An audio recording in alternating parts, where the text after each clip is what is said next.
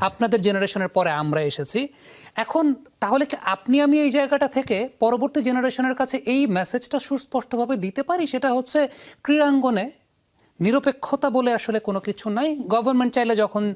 যেটা ইনফ্লুয়েন্স করা প্রয়োজন সেটা করতে পারে আমরা নর্মালি একটা কথা বলি যে ক্রীড়াঙ্গনে রাজনৈতিক প্রভাব মুক্ত থাকার ব্যাপার উচিত উচিত না সেগুলো নিয়ে সো আলটিমেটলি এখন যদি এনএসসির যে অ্যাসেসমেন্টটা সেটার মাধ্যমে প্রমাণিত হচ্ছে যে ঠিক আছে এর আগে যে নির্বাচন হয়েছিল সেটা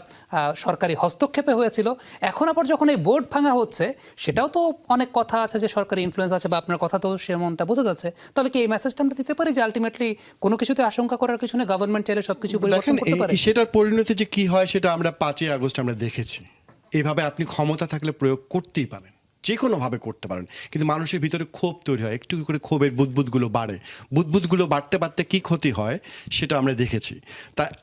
একটা কখনো কখনো সিদ্ধান্ত একটা সরকারের ভাবমূর্তি নষ্ট করতে পারে আপনি ব্র্যান্ড ইমেজ দাঁড় করাচ্ছিলেন কি রাজনীতিমুক্ত ক্রীড়াঙ্গন সেটা আজকে প্রশ্নের মুখে পড়বে কোনো ভুল নেই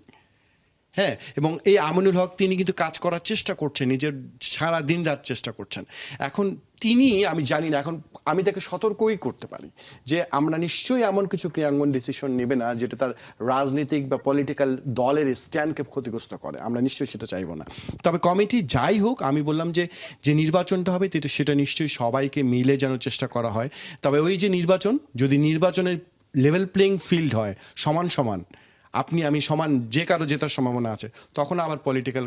ইনফ্লুয়েন্স আসবে তখন আবার ক্ষমতার ব্যবহার করার জন্য চেষ্টা করা হবে আপনার যদি সমর্থন থাকে আপনার প্রতি আপনাকে জিতে আনার চেষ্টা করা হবে আর যখন একদম আপনি নিরবিচ্ছিন্নভাবে জিতে যেতে পারবেন নিশ্চিত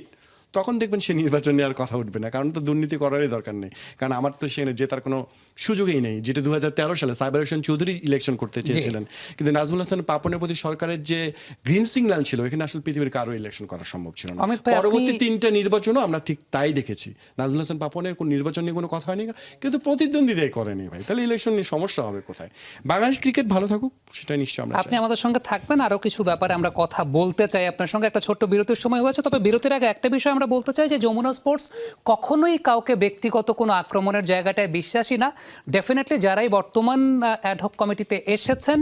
তারা যতক্ষণ না পর্যন্ত কাজ করছেন তারা কেমন কাজ করছেন সে ব্যাপারে অ্যাসেসমেন্টও আমরা অন্তত আমাদের এই জায়গা থেকে করতে পারি